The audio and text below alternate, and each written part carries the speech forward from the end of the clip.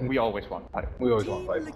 Alright, so it sounds like we have a draft from my very loud production right here, so why don't we go ahead and cut to it now. We can see how things are going to be breaking down for game number 3. Also, we'll answer who won that coin flip as we hop in. Alliance versus Team Liquid, our very first series here for the Shanghai Major, who will move on into the next round, and it does look like it's going to be first pick for Liquid on the Radiant side. Alliance have the Dire. They will be banning out the Earth Spirit. Is this the first game that Liquid are first pick? I think Alliance will first pick both the other games, right? Alright, everyone is really distracted by Ben's tie clip right now. I'll try again. Blame Charlie. Sorry, I had to turn. Alliance were first pick in the previous 2 games, correct? Alliance did not have Liquid, first pick. Liquid Liquid were first second. What Second did they game. first pick? Mm-hmm. What did they first pick? Prophet? Yeah, Oh, they Prophet. first picked- Same you're opener, right, same yeah. opener, yeah. Yeah, okay. Deja vu. Prophet was not the problem. No, they banned Ench instead of Void though.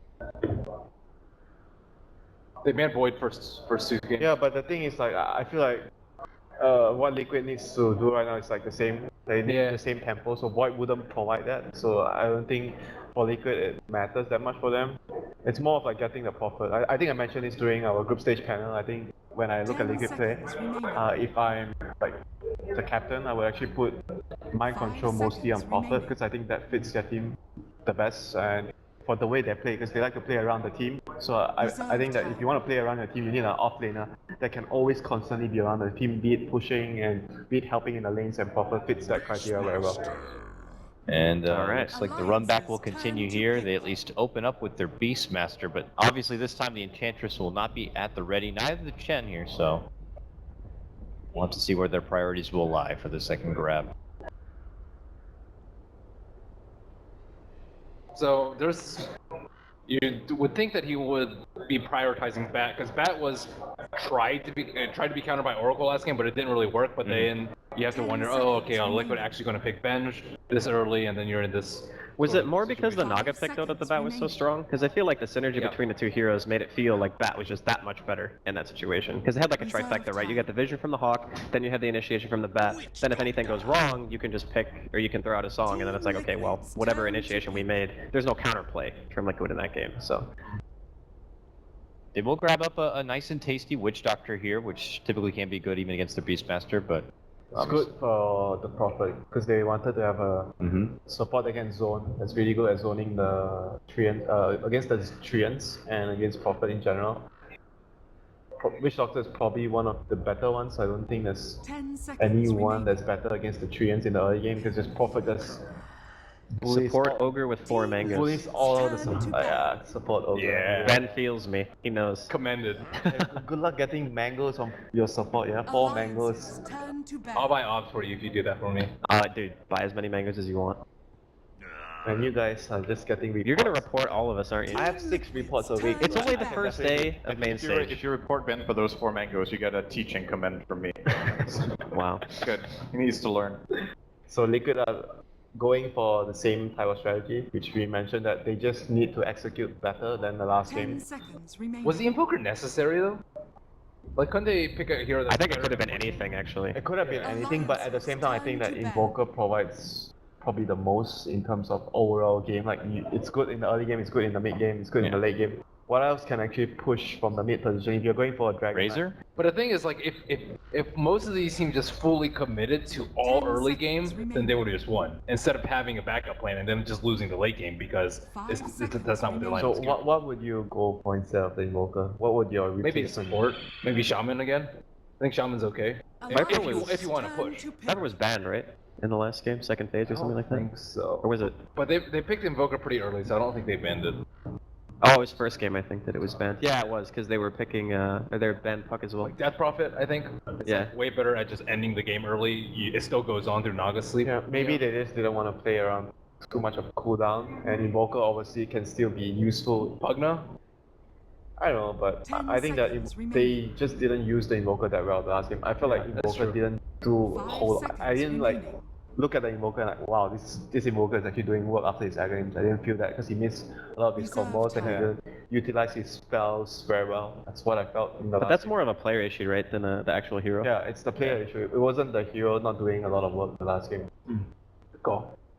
At least this time he won't have to deal with S4's bat. It's been banned out. Another ban on the Wisp. Alliance ridding of the Tusk, and they get rid of the Phoenix here. So Jarek's targeted pretty hard in that second phase. Is it Puck time? Puck! Why haven't they picked Puck? I think if you pick Puck, you have to pick him later, right? Okay, JK. Pick him right now. Nice 0 for 1. Turn to pick. Easy call. Got him. We're supposed to be on Liquid side though. Yeah. Yeah, but Liquid No, wanted we that, you see, flip-flopped. because now they can pull out their pocket strap No, with at least Puck. there's no way Invoker can lose his lane like last game that badly against Puck. Yeah, that's true. It's more of a fair lane, but Alliance can actually still go for their Drow strat if they want to do that, and then it is possible. 10 seconds remaining.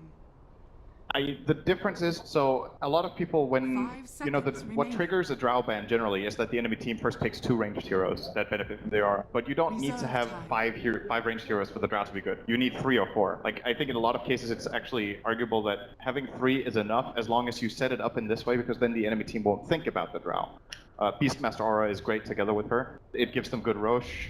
I mean, there's still Lycan that could fulfill the scene. Like- I don't think you need Drow. Drow's like, you don't need to beat them in you don't need to end the game at 2025 versus Liquid. You don't need to push into them. You just need to drag the game on late enough because they're way better middle So you lane. would just go back to the same strategy as well. Go for a very heavy call for Loda that goes really late. Not necessarily. They have Puck this time, but I think with I mean, it's Beastmaster and yeah, Puck, with so Beastmaster, yeah, you have to have a the last call is either going to be an all-in call, or you're just going to go for a call that takes up the whole map. Like, you farm the whole map. Yeah. I think if Liquid's next pick is not good against Sven, that is something Alliance could think about. How about Liquid themselves going for the Sven? Because we talked about Radiant being good at ancient stacking. Against Beastmaster and Puck? Sounds like a nightmare. GG. So what are good options that Aki's would then not be able to impressed. control the Sven? You mean options for carries for Liquid? We were discussing this earlier. What hero can man fight a Sven? Alliance Ursa. Someone told me turn to pick. Ursa is... Troll. Ursa and Troll, yeah. Ooh, Troll. Riki can actually man fight Sven if you don't have BKB. But that's not really a man fight, that's like a smoke cloud fight. And Ricky isn't at CM. True. So But he was asking which I hero mean- could man fight it. they could try to pick it though. Maybe there's a bug if they write it in console or something. Can't really bail you out, Draskull, this time. It's fine. Sorry. Just report me. 10 seconds remaining. Liquid opt to reach for the Rubik though. What about Spectre for Alliance now that they've seen that I Rubik? mean, I suggested that the last game. Yeah. But I think once you see like, Reserve time. Rubik's not really the greatest pulling support. Like, there's very low chance that Liquid would go aggro with these heroes, I think. Unless they go back for like a gyro or something, then maybe they could. I mean, with the gyro, if you, let's say you go for the Spectre, you go for, you're worried that Rubik gyro can contest your lane. Oh, okay. Nope. Team Liquid. It's like the turn to same pick. Oh type boy. of strategy. So Liquid this time just needs to execute better and make less mistakes, and hopefully play a better Invoker as well. Those are the really important things for them this game. It's basically the same type of strategy from, like, it's a duplicate of the second game with a bit of different heroes. But Liquid now have 2 picks to work with now if they're seeing the Naga, so what can they change 10 up this seconds time? remaining. Unless you think that, you know, just going with the same composition they had before and putting more on the 5 fact that they seconds weren't able to remaining. execute and this time they feel like they I- will be I- able to? I mean, we did talk about going for late game Reserve against Pipe. Naga. Buy a pipe, yes. Pipe. Anti-mage. Yeah, pipe. Oh, Anti-mage. I heard AM. Alliances Yep. turn to ban. Yeah, this was what I said the last game. Like, we talked about last game whether they should Leshrac or AM? Leshrac or AM against this strat, because AM is pretty good versus Naga because you peak faster and you can kill the illusions and you can push up waves. And you can kill 10 Naga. seconds remaining. Alliance have the option of turning Naga into support and picking a carry that owns AM though. 5 seconds remaining. Carry on Because that's very one-dimensional in as a pick. Like Liquid are showing their entire hand now. In Load a up way, I PA. feel like they shouldn't have picked their carry yet. I mean, you think that they should have kept it to the last pick? Yeah. Because Naga can still be support. I think if guess. anything, they would rather run like Beastmaster as support and pick another core for Admiral Bulldog and just go even more late game. They could do that too. They could go a jungle Beastmaster with Iron Talon. What if they go Spider and put Beastmaster on support? Oh, that would be pretty Wouldn't that be annoying as well? Wow. Because Liquid have to like, well, technically Liquid could run a Prophet support, but it's... You're stretching. Everyone's like backtracking at that point. So they need a support, right? And that means Alliance can, if they want, they can try to set up that. Nah, probably not. They'll just probably go for the same thing. I think they go standard. It's either they go for another carrier or They could just do a greedy jungler though. I mean, they could. It's either they do a support or they just put Naga on support and they go for something else. I don't think they'll go Beastmaster support and go for Brute. I mean, least likely, I guess.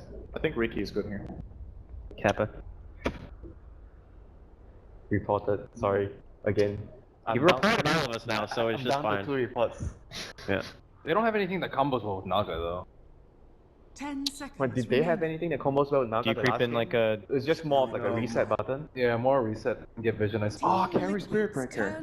Spirit Breaker? Haven't we only seen this really one other time by VP in if the you group look at stage? the, yeah, if you look at the lineup, SB is good against 2 of their heroes, AM and Prophet. Like, But he's bad against the 2 others, so it's a little bit like a double-edged sword. yeah, Rubik but on his job here is to make sure that he limits the AM spam Yeah. and obviously Prophet. can definitely do that. Because Liquid, by picking AM in the fourth pick here, means that they are changing their draft into a totally different direction. They're going 10 to split push seconds with remaining. Prophet and AM. Not sure if the Invoker will be Exort or 5 Quasvex, seconds remaining. but overall, Liquid are going to look to split up the map and just try to, use the map very well. So SB would not allow that to happen that easily. And you generally don't associate EGM with Spirit Breaker, but I actually think it's one of his best heroes. So, when you think EGM, you always think these greedy supports like a Silencer farming or like I mean, we saw that. he can play a very Ranger. good SB. I like he plays with the Shaker. hero a lot. Breakers them. are good. I don't know what else would be good for them. 10 seconds You mean for remaining. Liquid, not? Yeah. They need like a defensive hero, I think. 5 seconds Like, or some remaining. sort of D push so that they can actually push out the lanes. Nice stuff. Void kills the range creep. That's good. And they don't have much D push, but They really don't. They have like map control and better lanes. Maybe they might want to do dual lanes with Night Stalker Prophet, or they just jungle the Night Stalker. I'm not sure how they're going to run this, but they definitely need to have good lanes in this game. All right, Sundram, before we let you go, what is your take on this game now that we've seen the full draft? How's it going to end up? I think Alliance have got this. I would say I favor their draft a bit, and just I can't overlook the importance of the mentality going into this game. I think if the drafts are somewhat even, Alliance just have an innate advantage right now. So I'm going with Gotta my go compendium predictions of Alliance. Get that Oh, yeah, me too, GPM, yeah. get that last hits. Yeah, no, just Last Alliance is record. enough. What's the highest GPM so far? 834. Five Chinese. seconds remaining. I think. Well played. Draskell? I'll Winter? stick with Liquid, I think. I'm an AM fanboy. What can I say? Yep, Night Stalker counters Beastmaster. Let's go Liquid. Let's go Liquid. All right, fair enough. So it looks like we are going to be etching into a slow start here for this game as we get our casters into their seats here. I'm sure we're going to be loving to hear their feedback on the draft and how it's going to go.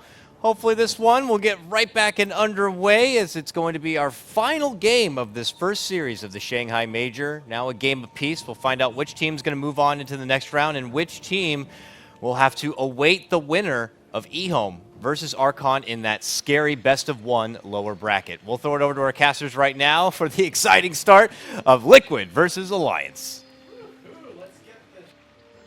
You've got a pair of teams hyped up and ready to go, gods, and of course they jump right into the action. We're about to have a huge skirmish in the river. I can feel it coming. Just not yet. Maybe not for a while. You got AMs, you got Nagas. Then when you hit some creeps. We've got Rubik taking. He's just gonna take a nap. This is a good chance for Jerax to catch up on his beauty sleep. He just That's flop Rubik. down. He just heard the next major's also being held in China. And he's like, okay, I'm done. He'll take a breather here. I will say it is filling up nicely in the stadium, and it's pretty intense in there. The volume is loud, but we're backstage, so we don't quite get that. But when I got to step out for a moment, it was very nice. I'll see what the holdup is. Oh, the sound issues. That's unfortunate. What do you make of the draft, LD? I like anti-mage. You do? Me too. I'm a dirty anti-mage picker. I mean, it goes back like... I'm not a when I'm not a good person. When we started casting, it was like Chinese Dota, AM versus Morphling every single game, throwing some lone druids. The first time I ever met Winter in person and we were talking about Dota, he's like, "What's your favorite hero?" I say anti-mage, and he just shook his head. And, it looked like he was tearing up a little bit, and he just called me a terrible person. And ever since then, Winter and I haven't really gotten along, in case you haven't noticed. So, fortunately, I'm bigger than him, so he can't really do much about it. But I do lock my door at night. I thought you lived under your bed, LD. What happened to that? He's tried He before. locked up. We had to kick him out. Chained. Jesus. I've seen him beat up people bigger than him, though. He doesn't mind pushing some Winter people is around. definitely the most vicious guy on the panel. Yeah. Like, he might seem like this very well-dressed, nice guy, but right now he's actually beating me with his lanyard. But yeah, he might come with a small package, but he packs a big punch. So, I'd like the anti-mage. Me too. We're on the same page. Do we think it's a winning formula though? You know, it's They have a lot of control for anti-mage. They've got the later on in the game, Puck, great initiator with the Hex, like early to mid game. The silence can be really potent. BKB piercing disables from 3 of their heroes actually: the net, the roar, and the charge bash. So it's not an easy AM game. It feels like. And Spirit Breaker just kind of fit in nicely as a hero to at least deal with him, because you can kind of keep track of him when he's farming. You can limit his farm, and a hero that's often going to be off on his own split pushing, it just maintain vision. It can set up for the Puck initiation, the Beastmaster initiation. So a very good last pick for Alliance, recognizing that the AM can quickly become a problem for them. Who do you feel is like in better form right now? Do you think the teams are very evenly matched? Is one team overall impressing you more? I think quite similar, actually. I think Liquid's playing the best Dota we've seen from them, but Alliance is coming in as one of the favorites to take the major, and they're kind of showing why. They had a bit of a rocky start in game 1, but it seems to. I don't think I can say one team's in better form right now. I like the shot of Ake. We've got just even when you can only see half his face, though, he's still a beautiful man. Too much would just blind the viewers. You know, you can't overwhelm them. You got to ease into it, bit by bit. I think that staff is bigger than the Rubik. Size doesn't matter, LD. Come on now. You keep telling yourself that. Yeah, that's how I sleep at night. Matumba Man standing at attention. Hoping not to get beaten here. God, I miss seeing anti-mages. So it's so nice seeing it back in competitive Dota.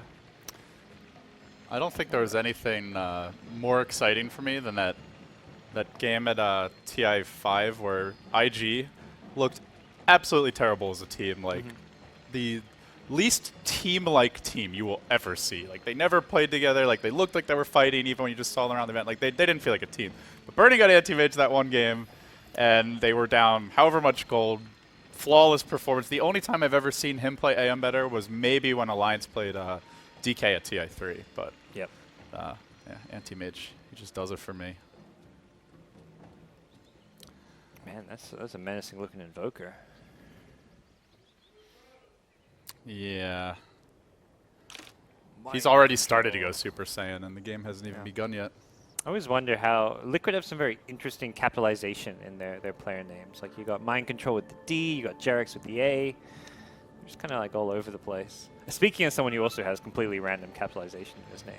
Then you go for the all caps for Fata. Yeah, what is the reasoning for the capital D? Why? Do you have a reason? It looked good. I don't know. It looked good. At the time, do you still think it looks good, or do you regret that? Nowadays, I change my capitalization like every other week. It's like, oh, this day I'm gonna make the Z capitalize. Can I ask you what makes you better than Godz? Because there's another Gods out there, but he has a Y at the end of his name. I sometimes do that in my name. Oh, so Ben and his friends have called me Godzy for a while because they didn't realize it was Gods. They just read it as Godzy because they thought you say the Z at the end. And oh, we've got the kiss cam. Do we have any graphics for this? You know. Everyone's embarrassed. They're afraid they might be next. Guy in the red See, jumper. what you do here is you just take any 2 random people and you put the close-up on them, and then they feel like they have to kiss. Yeah, this is where you've got to, like, this guy on the right knows what he's doing. He's like, I'm not sitting with anyone next to me because I'm not being put in that situation. He's on camera. He's like, I'll just take a drink. Not happening, guys. You know, when Kiss Cam comes to esports, that's when you know you've made it. There's nowhere to go from there, LD. You've reached the top. I feel like we need some pump you up music in the stadium right now, like a little "We Will Rock You" or something, or whatever the equivalent might be. You know, get the crowd animated. Well, they're waiting for the Chinese team to play. They might have to wait a while because they're on the lower bracket, but they're waiting. There's going to be a relatively high ratio of waiting to playing based on the development of the bracket here. I guess what, newbie C deck? Yeah, well, we could have all the low brackets. So newbie C deck, that's the end of the day. And then Vici VP, another fun one. But here we go. All right, welcome back to the Shanghai Major. We are underway. Alliance versus Liquid, game number 3. Already Ake poking his head out mid. He's going to quickly plant down a Hell Ward here. Wants to protect his buddy, the puck. S4 will be, of course, the man handling that.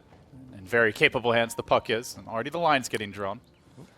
Wanting to try and go for some aggressive scouting, it looks like. Matumba Man, meanwhile, will be on the anti-mage. We'll see Jerax handling the Rubik. So, thoughts on Rubik, gods? Rubik, we haven't really seen that much of him as of late. Feels like he's fallen off a bit. Very situational support grab.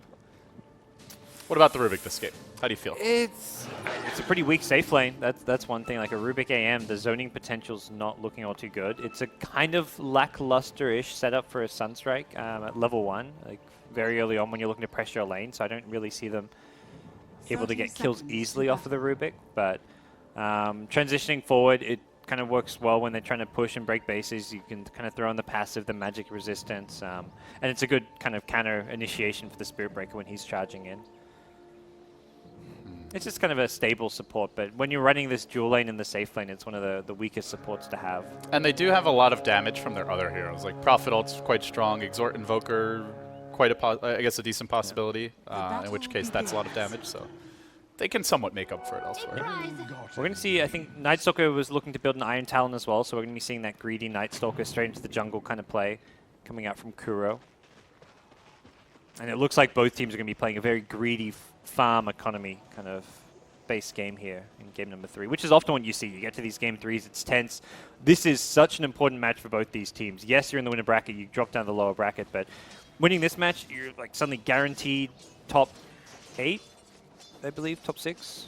Not sure my math is. Well, if you lose 2, you're still top 12. So yeah, you'd be guaranteed top 8 at that point, right? You're guaranteed top 8, and it's the alternative is you could be finishing in bottom 12 if you go down, potentially meet eHome. And you said the winner of this is playing eHome potentially. Yeah. So yeah, that's a tough opponent, especially in the BO1s. And we've seen eHome just bust out those cheesy push strats at times. They broodmother people.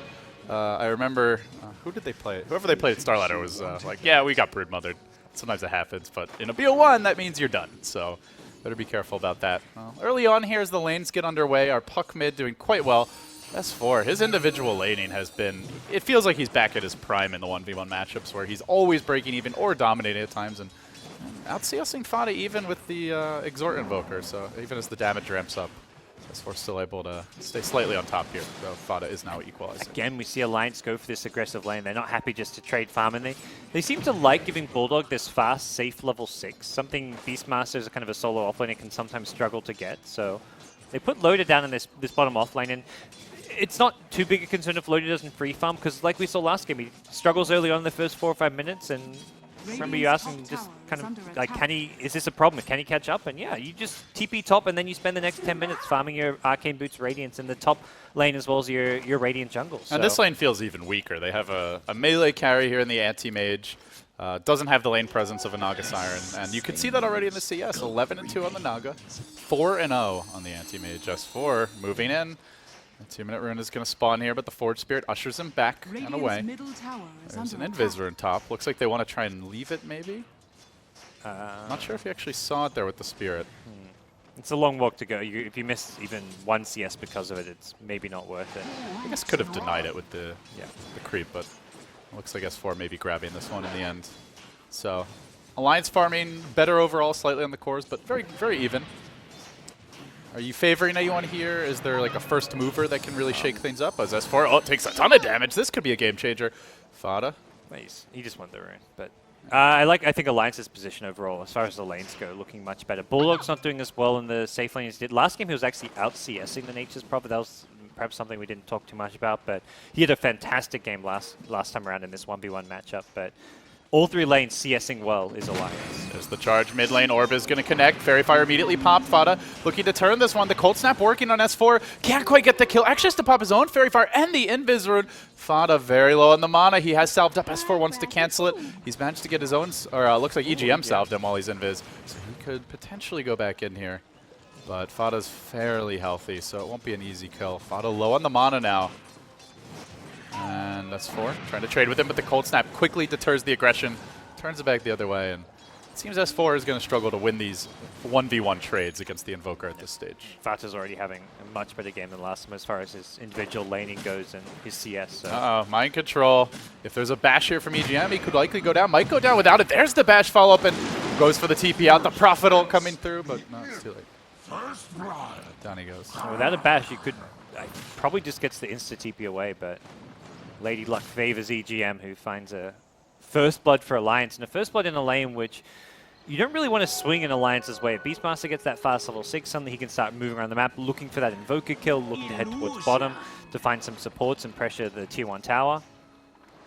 Tries immediately to charge onto Fada. They're going to sprout Ake here up on the high ground. Kuroki isolates him. No teleport scroll, but the cast bounces decently. Kuroki could continue moving in deeper here. Not going to happen. Meanwhile, bottom load has been lifted up. Gets dropped down, but just mirror images, and that's something Matumbo Man wants to trade with. So the bottom lane starts to break down with EGM's initial foray elsewhere. He has rotated back. Wants to give Loda a bit of support.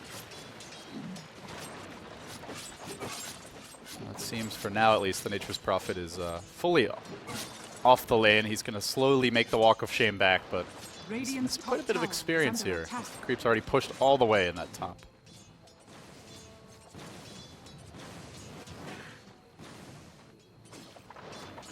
So, Alliance farming their Naga while being aggressive, but Team H catching up here. It sits 20-0. And Liquid do have the global threat. It is now nighttime. Nature's Prophet very near the level 6. I'm curious to see how long they leave Naga in the off lane, because at this point AM's in a position where he can farm regardless. Beastmaster's ready to start roaming now that he's level 6, and Naga will ultimately find more farm top because you have easier access to your jungle as well as the farm in lane. And it's a lot easier to pressure that top tower. Oh, so there's a charge on top lane. Looks like they're going to make a jump here onto Mind Control. EGM gets it off initially. Mind Control going for the Sprout. Again, they're going to eat their way in from both directions, and the Roar comes through. Mind Control down again. Still not level 6. Well, 6 minutes in. Yeah, that's a bit concerning. That's one of the kind of gank and kill opportunities for Liquid. Oh, they want to go on S4. He's used his Orb here to farm Night Stalker, camping out the top rune, and he's jaunted in. Maybe they can kill off S4. The Cold Snap there. The Void comes through. Sunstrike. Oh, he just turns and stands his ground. He gets the coil off S4. The Magician not dead just yet. He's going to have an Orb as well as a phase shift. Looks like he gets out of this one. And in fact, EGM coming back in, but as the Orb was used to get away, S4 going to try to retreat out. He's low, though. The Void comes in from long range. S4 phase shift. It's a very low level. It ends up going down again. It was a good effort, but not enough. Miscommunication, yeah. He can actually live there, but because EGM charges in, he's like, oh, I got to turn and fight a little bit. If he just orbed away and instantly TP'd and not hesitate, I think he's fine. But with EGM kind of coming in, it creates this confusion like, oh, can we get a kill? Do I need? And he hesitates for that like half a second, and he gets punished for it. Now another charge here as EGM will get out to the mid lane nice and quickly. Bulldog holding serve here in the top lane. Roar cooling down momentarily. Loda's gone back to base to heal, which suggests he may look to TP back towards top. I don't think he wants to continue down bottom lane. Maybe he does. We'll see, but I imagine if you're Liquid now, you've got about a minute of nighttime. You would really love to get one more kill. Prophet ult's online. Sunstrike's ready. But they've only got a minute here before the daytime is going to set in. And it's like Alliance are the ones being the aggressors during this nighttime, finding kills. Forget about the Night Stalker. The night is our time to shine. EGM galloping in onto Mind Control, gets the bash, smashing him off the map. He will, however, immediately go for the TP out. And again, the Roar slams the door. Mind Control in a crucial Game 3 decider getting picked off time and again. No help in sight for him, and he is paying. I mean, S4 haste runes, EGM first hit bashes. Everything's coming together perfectly for Alliance here in some ways.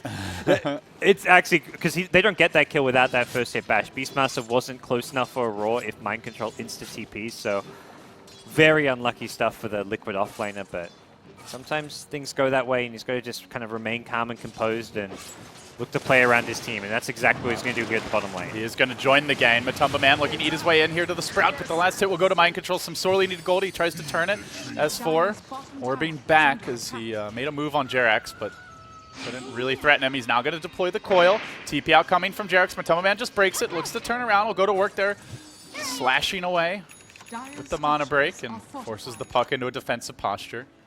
And while that was happening, you leave that mid lane alone, and Fada will take advantage. So split push amplifies a bit here. In fact, EGM now tanking the cold snap. He jukes to the south instead of straight to the right, but he might go down to auto attacks. One more through the trees will get the job done, but EGM able to dodge away, keeps the fog of war in play, and will not end up falling here. S4 now into the pit, and they're still hunting. In fact, it's Fada who's in danger here. Well, maybe not with the forward spirit. Ake could also be dropping here momentarily. One or two more auto attacks will finish him off, but the heal comes through, keeps him alive for some time. Fada now going for the TP out. S4 is no quote, no way to stop it, just laughs in his face, then spits on it, and TP's out to safety. Mind Control not needed there. Some of the individual play this game from Fata, from EGM, has just been phenomenal. Like EGM juking the Sunstrike, surviving on one hit.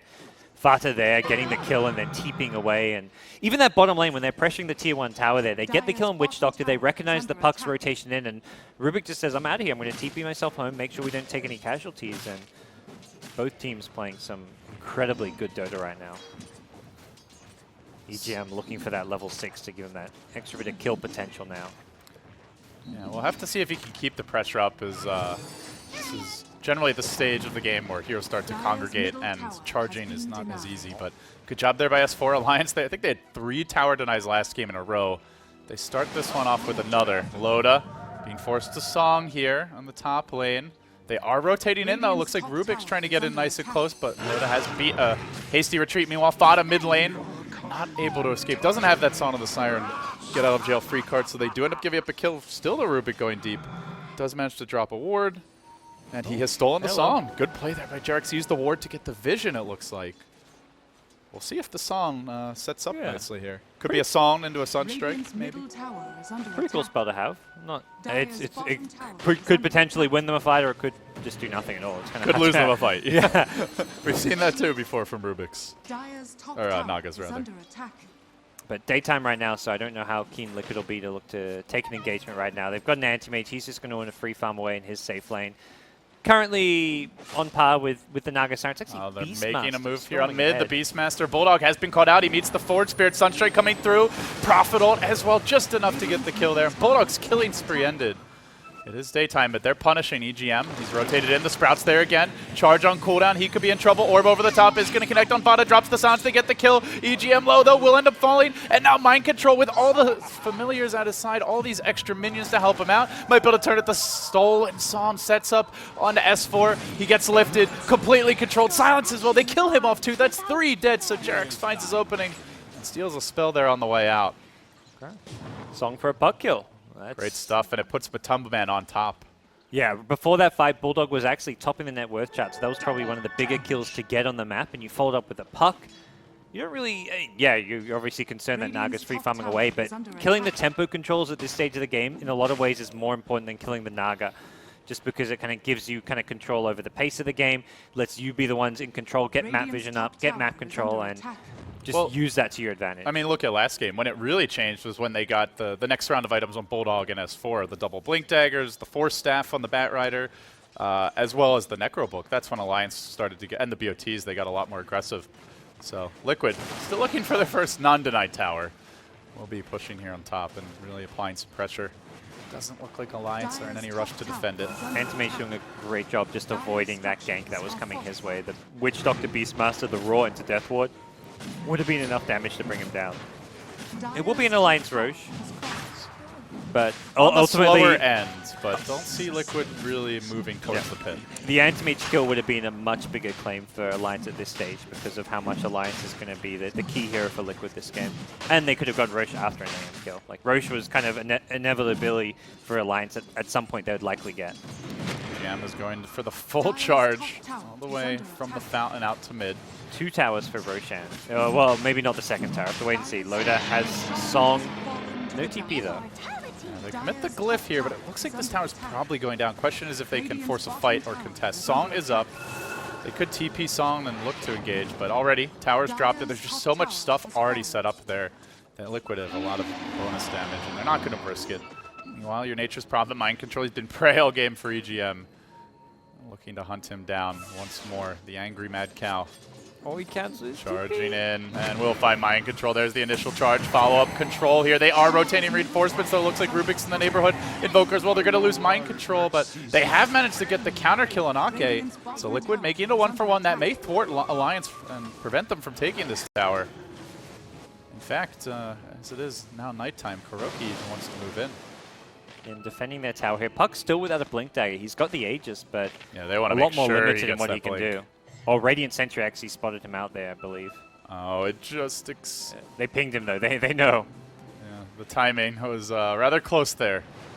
I was about to say what a time for an Invis rune for us4, but they did get vision on him, so they're going to play it safe.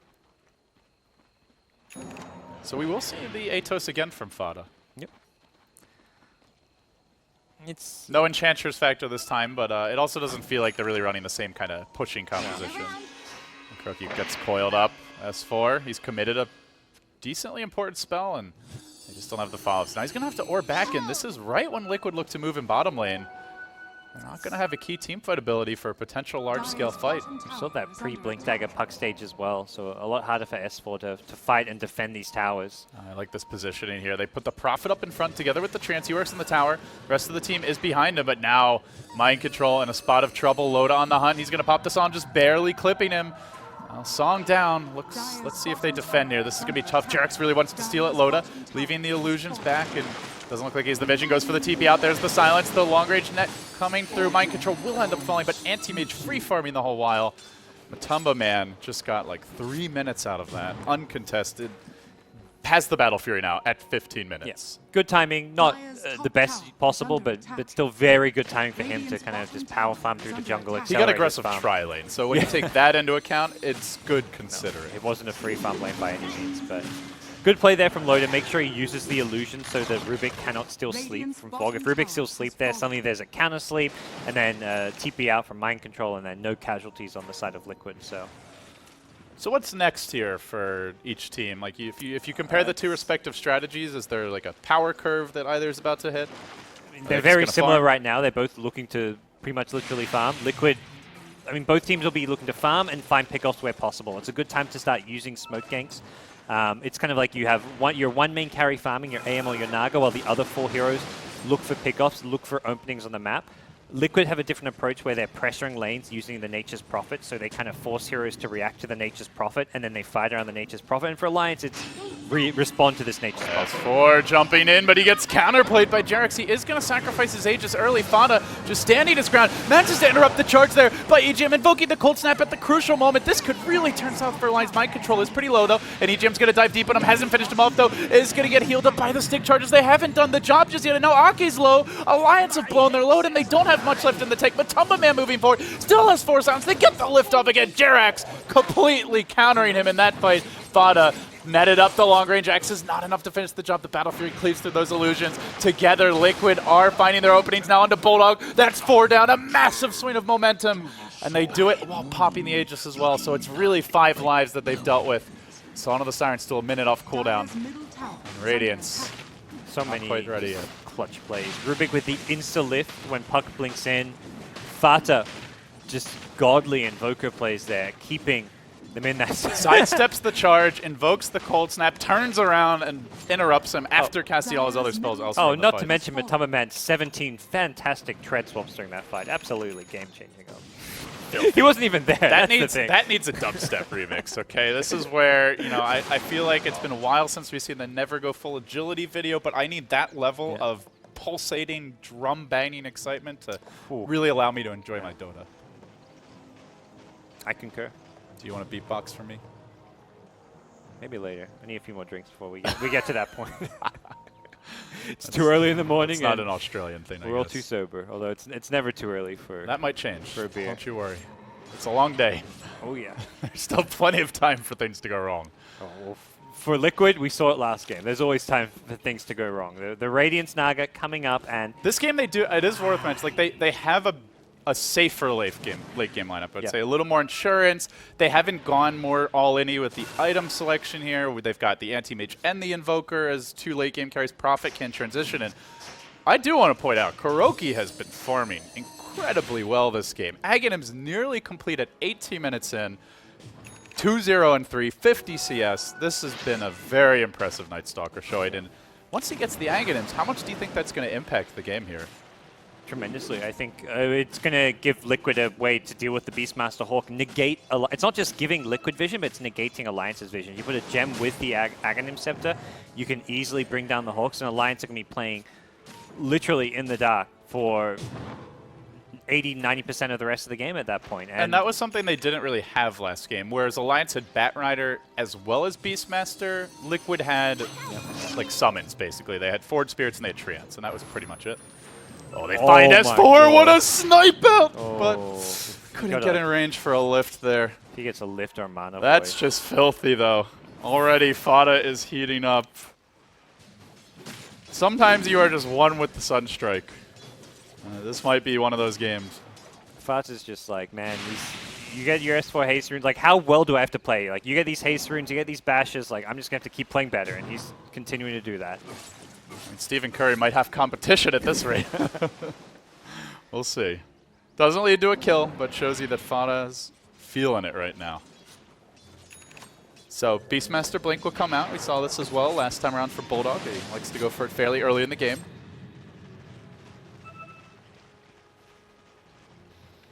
Night Stalker. Yeah, for Alliance, they really need to just keep creating space for Loader. He's still at that very squishy stage. He's under 1,000 HP. They want to try to find pickoffs where they can. The blinks just get better and better when you get more of them, because the Beastmaster can instantly follow up the Pug Blink initiation with a blink of his own. But using those blinks now against an Aghanim's Night Stalker, anytime it's night, Liquid likely will see you coming. They're starting to maneuver towards the top side of the map here. 4 heroes in the neighborhood. Seems they want to keep some bodyguards in the Matumba Man vicinity. Perhaps worried Alliance will make a play on him, and wise they are to do that, as Alliance do have some additional initiation available right now. We'll see JRX farming up their neutrals. Those 4 heroes pressing deeper into Alliance territory. If it wasn't nighttime, we probably wouldn't be seeing this, but KuroKy is very confident. Now a gem picked up.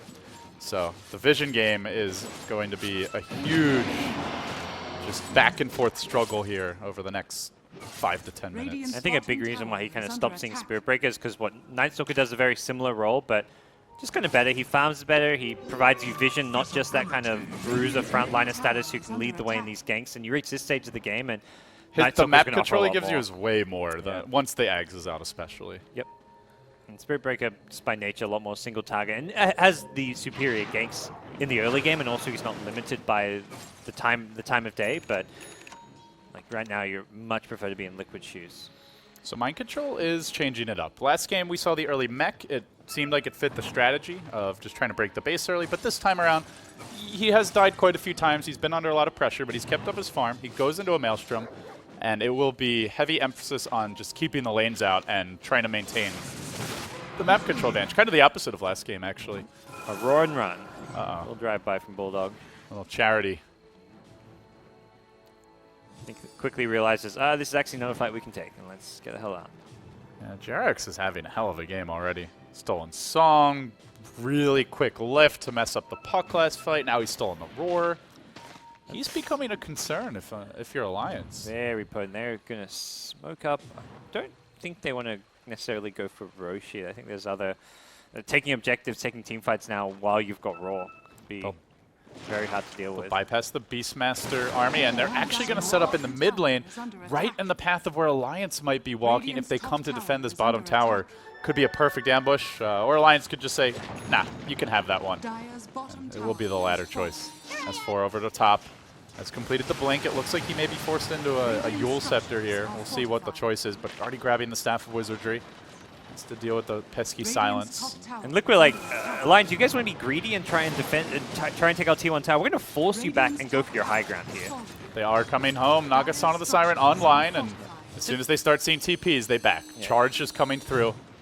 He's still going. Yeah, Dooney thinks twice. CGM gonna interrupt the charge there and back away. Kind of just a soft commit from Liquid, recognizing that Alliance are being super greedy. Like, you lose a tier 2 tower and you're saying, oh, we don't really want to go defend that lane because there's farming objectives elsewhere on the map, but you can easily force it in Liquid shoes, but still not in a position where they can take Roshan off of it. It feels like last game, except Liquid have itemized more for late game, have probably the better late game composition unless you get a really good Necrophos Exalt, or ideally 2 in a fight. Yep.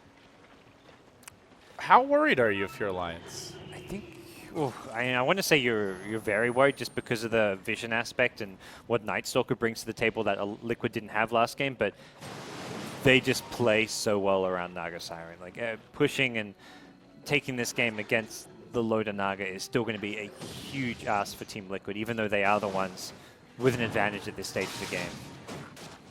We do see Fata actually, something the analyst talked a bit about was going for a more tanky build. He goes straight into the Aghanim Scepter, doesn't actually complete the Rod of Atos, just going for a more stats-heavy fighting build, takes him up a bit, and just recognizing that, I mean, the Atos this game wasn't going to be as good as last game, so still synergizes well with the Forward Spirits, but that's about it.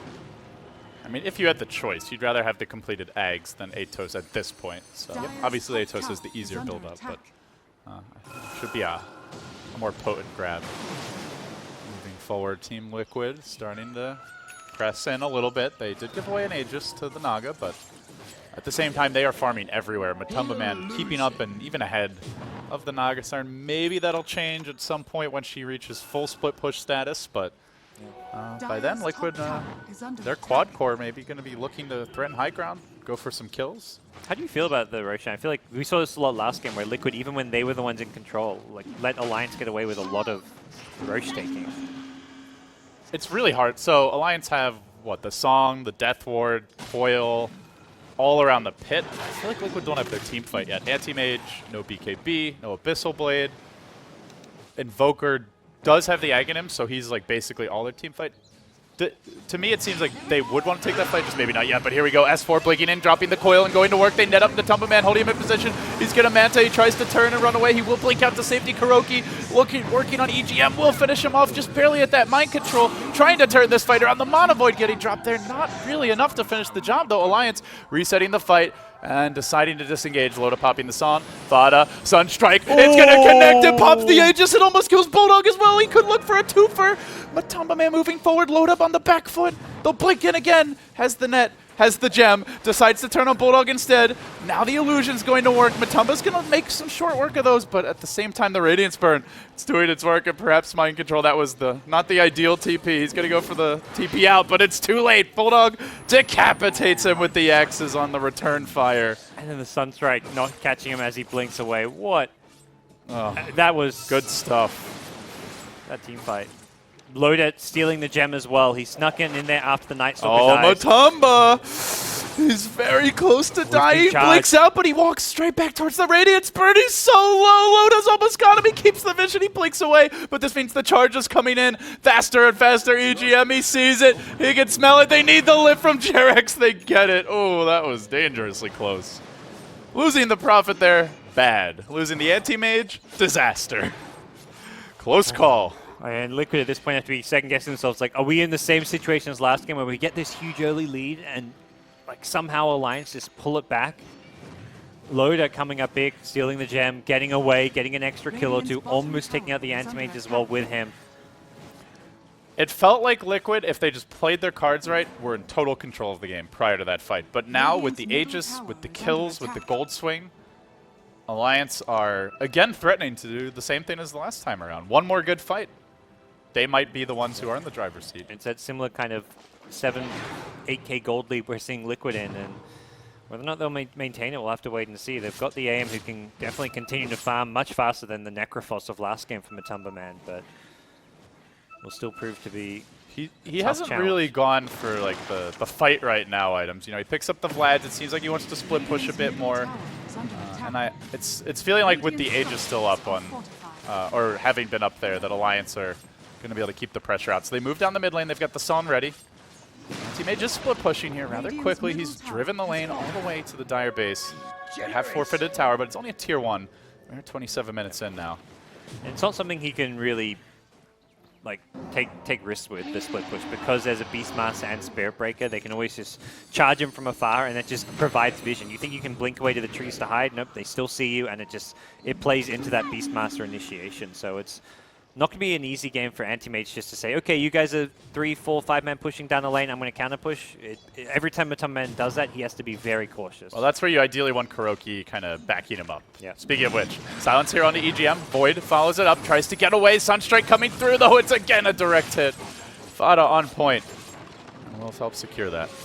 I think the biggest outcome of that last fight, which I think ultimately was a even-ish, maybe slightly Alliance favored, was the fact Alliance take Liquid's gem. Like, with Nightstalker not having a gem and it being not just the gold swing's one thing, but then it being on cooldown for the next 6 or 7 minutes. Bulldog, he really wanted that tree, and he may live to regret it. That's some serious hate for the Nature's Prophet, and it cost him his life. It also cost him a stolen Hawk here. We'll see how much of a difference that makes. Fada coming through, the Tornado crashing on top of the Alliance back lines. Loda runs through the middle of them. The Mana Void finishes him off. He doesn't get up to Solid. Disastrous. That 4 have fallen, and all of a sudden S4 could make it the 5th, and they're doing it with the Prophet in the top lane, ratting it out. S4 desperately juking through the trees, but even if he makes it home, he's up against it to hold off the push on his own. Mind control giving Bulldog a taste of his own medicine here. Activate rat mode. Maybe he pays to the EGM charge, but he's already done a lot of work. They bash him back. They'll commit a lot. Sunstrike coming through and marks the spot where Mind Control died. So Fada will lay the tombstone out there. Now the Ice Wall. EGM trying to go under cover of Invis. Can they finish him off in time? It looks like they will be able to bring him down. Doesn't make it out the Sentry. Or I guess they got the gem back, yeah. Matumba Man now, the man who's carrying it. And he's almost got a Butterfly, too. It's getting harder and harder to bring him down. Liquid, just when you think perhaps it's going to be a repeat, they strike back with a vengeance. Matumba Man on this, the Anti-Mages had found some incredible mana voids there. I think Loda was mid-animation on the song when he got hit by it. It cancelled the casting and left him on a sliver of HP, which played into Liquid. And he wasn't expecting it, so he didn't. He maybe didn't immediately recast, and it only took that half second for the final swipe of the Anti-Mage's blades to finish him.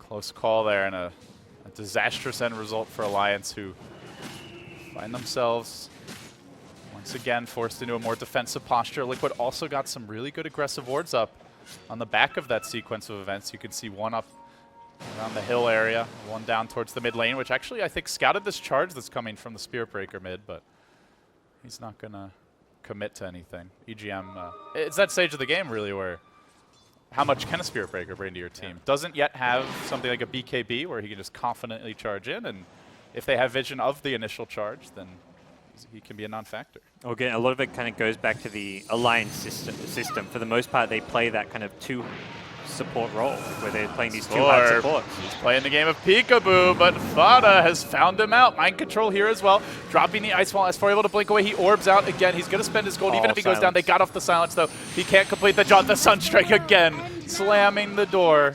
Liquid racking up the kills. That's 70 seconds with no puck. That's kind of the Night Stalker factor. You're getting so much more of a Night Stalker. He's just more farmed. Even if Night Stalker and even if Spirit Breaker had the same farm as Night Stalker, the Night Stalker's the vision advantage is what's going to win you this game. And Bulldog unable to kind of rely on the Hawks as much when Night Stalker's constantly able to find them using a gem. And you know, Gods, it's an interesting storyline because you go back, I don't know, 4 months ago when the invites, the direct invites to the Shanghai Major were announced, and there were a lot of people wondering, would Liquid and Alliance get invited? Would one of them get invited? Would none? At the time, Liquid had slightly more proven results. Alliance had just brought back their new roster. They had the one good showing at WCA. They got the invite. They then proved that they were certainly deserving as they went on to win Star Ladder, and Liquid we're slipping a bit, but now we're in a position where Liquid, if they can just close out this game, it might, I don't know if it'll respark the debate, because that's all, you know, water under the bridge at this point, but it certainly is an interesting look back at the whole situation. I think more than anything for Liquid, it's vengeance for Star Ladder, and just a great point where they've proven that they can compete with the best teams in the world on land, something they've so far kind of they proved a bit during the defense, winning that, but that was still like a studio land and a kind of comfortable environment. But doing it in front of a huge crowd at a live event is just a whole nother ballpark, and that's what they're showing here. And now they're doing it on enemy turf, you might say, or at least not home turf, as they are They're far away from their beds and their families. Oh yeah, taking advantage of all the Radiant pros with the cliff jungling. Yes, he's clearly watched Toby's tutorials here. He hasn't died to bots yet, so he's looking okay. That's the final form, okay? It takes years of advanced training to get to that point. But we're not there yet. Liquid still trying to close out Game 3. So what else do they need? What more are they waiting for? It's probably one more item on Matumban. He reaches his kind of critical mass of just being that 6-slot anti-mage a little bit earlier than the Naga Siren. The anti-mage's timings just come faster. So for the rest of the team, you're looking to just maximize your item pickups before that stage. I think additionally, you can look to secure the next Roshan when it's nighttime. Is this the point where Liquid can just run into the pit and fight? What do they need to actually take a Rosh? Because last time, they didn't even try to contest. So it seemed either they had no idea or perhaps equally likely they just didn't feel like they could. I think it's one of two things, or maybe a combination of two, which is vision as well as a pick-off. S4, he's running for his life here. He's got to blink away from the Forge Spirits. Fada's map presence. Yeah, with the Night Stalker vision, they can kind of keep track of Alliance and try and take it when they're off the map, because they do kill it very quickly with the Invoker Anti-Mage. Or alternatively, they find a pick-off. They wait for a Hex, so. Matumbaman, confident blink forward, then he's going to tank the Roar. That's a lot of damage. Death Ward committed as well. He's got the blink out. Tornado coming through. Connects on a couple. Looks like the coil did break as he blinked away, but not sure they're going to be able to finish him off. Retreating in the end. The Anti-Mage will survive. Barely at that, though, and S4 starts to move out. They now have a Lotus Orb. They got the charge off of Matumbaman. EGM almost got in range there with the Shadow Blade, but had he continued the charge, he would have run directly into the entire Liquid onslaught. S4, he jumps forward, but there's a Hex waiting for him before Loda can get off the song. He's already dead. S4, another death. We saw the bold blink into the fountain last game.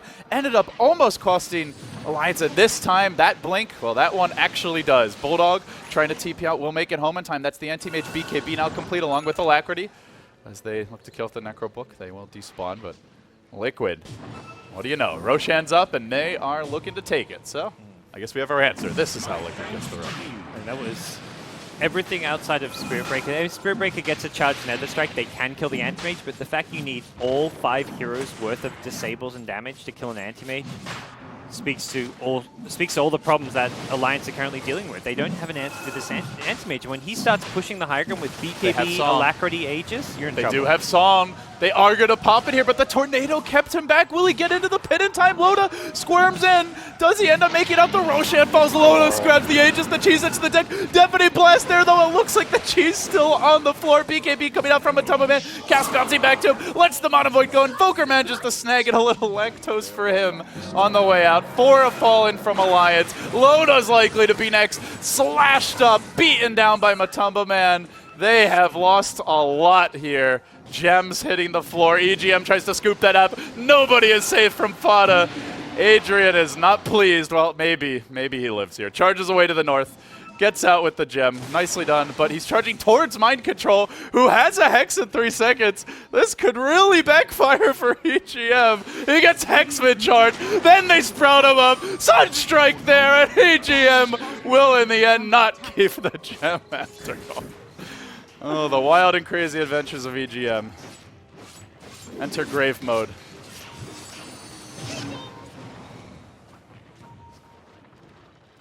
And they keep on going. Tornado here. Fada is going to isolate more. Bulldog trapped out of the trees. He can't afford to be dying now. That's a dieback on the Beastmaster. They will commit another buyback here on the Spirit Breaker, but Liquid are so close. They're smacking down the tier 4 towers. Very low. Glyph gets committed. Alliance, it's all or nothing. They will have a Naga for this fight. Psalm's online, but Matumbaman is absolutely massive. Oh, he's running and meanwhile, top 2. the Rat, the Prophet, he re-emerges, pops out of his hidey hole, and then heads straight towards the top lane as he backs off. Matumbaman pushes in. Fada sitting back there. The Deafening Blast comes through, pushing him away. The Cheese is on Fada. He's going to Ghost Walk and retreat. Alliance, I don't think they have detection at this point. Unable to save that gem from earlier, and in the end, they are getting ripped to shreds now, down by over 20,000 gold, 28,000 plus experience and rising.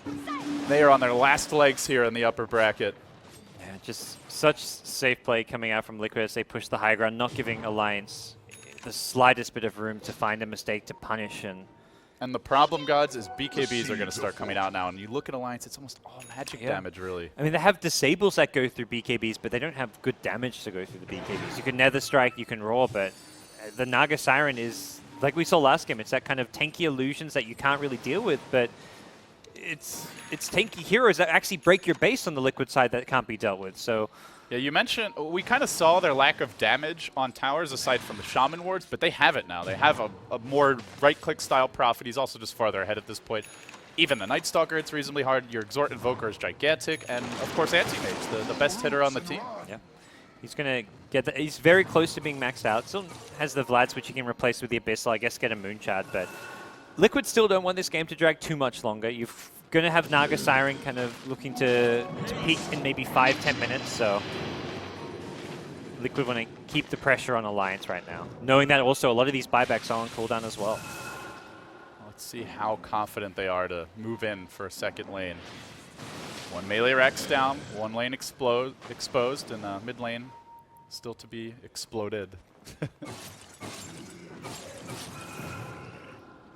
And Alliance can't even get vision up anymore. You've got Night Stalker just constantly dewarding everything, and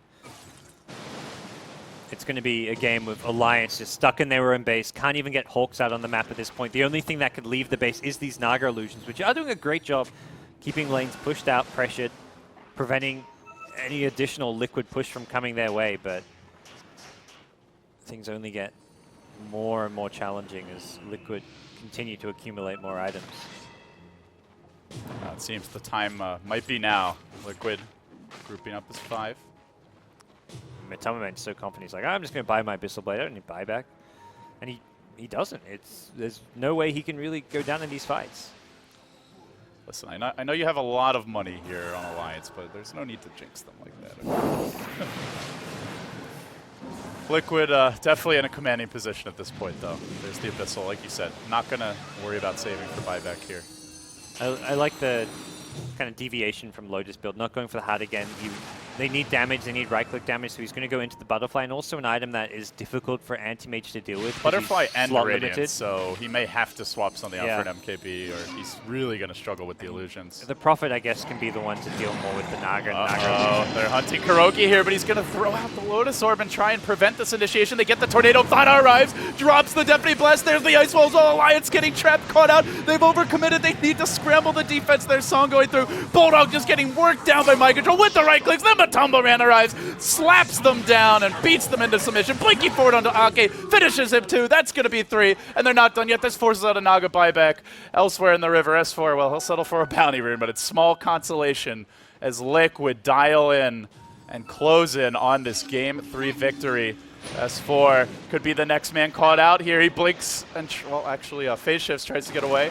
Now heading to the left here. Blink Dagger ready. He's going to jump out to the north. They are spending a lot of time hunting, and Mind Control is the Hex ready. He is going to get slightly juked there. Lets the Prophet ult fly, but meanwhile, the rest of the team is pushing through. They get the Hex off Sprout there to break the Lincolns, and now they go to work. Phase shift, even if they kill him though, mid lane, more importantly, they are taking Rax in the meantime with their anti-mage, so it's all really stalling tactics here. EGM caught out, EGM going down as well. He turns, gets one Lantern Swing out, decides to rotate top. Matumbaman going for the easier, more exposed Rax. He's going to get the melee. Liquid are close. They have taken the melee down. Range to fall as well. That's 2 melee, and Alliance absolutely backed into a corner, backs against the wall, no way out, and a very angry anti-mage standing in their path. He's going to have that next item soon if he wants the moon shards. Maybe he goes back for the MKB, but he is getting absolutely out of control. We're not seeing the Naga Siren as a threat right now. He's just doesn't have the backup, the support from his team. Puck is being so well dealt with by the Liquid draft. I mean, you kind of ask, like, what's the ripping to the table? And one of the things that's just so undervalued is having an instant disable like telekinesis. It's become less valuable since the Lincolns was picked up, but they've got so many ways to break it now. The Scythe of Vice from the Nature's Prophet, another instant disable, which is just crushing S4. So many times when he blinks in, he's just getting instantly taken out of the fight. And now Fada can always be at his anti-mage's side, or the Nature's Prophet for that matter. He's got the BOT level 2, just wants to keep the cheese in the inventory. As they are moving on Admiral Bulldog. Stolen charge. Not sure that's actually going to be followed through on. Bit too deep. But it seems cute. Probably next Roshan for Liquid is going to be go time. It's also daytime again, so they're going to have to wait a little bit longer for nighttime to return. Tomvan is saving for the buyback now. Doesn't want to force anything until he has it, or at least until he has the Aegis in his team's hands. And item progression outside of Naga has just completely fallen off. Beastmaster's had this perseverance, probably trying to work on a refresher for some time. The Spirit Breaker's been seeing around that 5-6k net worth mark for a long time. Bought this Shadow Blade ages ago and hasn't gotten anything since. And it's just Naga who's getting item pickups and is right now concerned about the state of the game. Hasn't even been able to buy that butterfly. Even just buying items like from the secret shop is a challenge because of the map control Liquid have. They can punish any attempts to try and access that shop. Yeah, and in fact, Nature's Prophet, as it turns out, had the other secret shop, so really nowhere is safe right now. Mjolnir now completed. Lane control, catching up and then keeping up in terms of the farm here. 43 minutes in. 2 melee racks down. 4 total to go. That's all that stands between Team Liquid and the Alliance Mega Creeps at this point. Loda slowly sending out volleys here of illusions. Chipping away at the creep waves, but at the same time Fada working on them himself. Let's see where Liquid look to strike next. It definitely seems at this point like they just want to play it super safe and wait for either pick or the Roshan. In top lane, they see the potential pick opportunity. Coil was deployed here on Jarex as he rotated through, but they are also chasing that Spirit Breaker way back into the base, and in fact, no, they descend on the range rack, so that's going to get ganked. And the Alliance aren't able to move it, so it looks like they'll lose it. Range rack's down. That's 3. At some point, Alliance have to make their stand. They can't wait forever. Matumba Man jumping in. Oh, he's going to go to work, just destroys the puck, turns back for Loda, who isn't able to get off the Psalm, has no buyback, and that just might be the game right there. Slicing deeper and wounding Alliance, slashing them down. Liquid looks like they're on the verge of taking this. Melee Rex down, Ranged is going to drop, and the Swedes are down to the lower bracket. Liquid have done it. They've done it in style, and they have proven they can deliver now on the big stage in front of a crowd and not on home turf. Yeah, the monkey's off their back, and they have all the potential in the world. Yeah, this is like the best we've seen Liquid play. They are looking like a team that can make a big run in this tournament, LD, and definitely excited to see more from them as they go through the bracket. Well, and with that, we're going to hand it back to the panel, break down the rest of the game, and see where they're headed from here. eHome is waiting, potentially in the lower bracket, if they win their match today.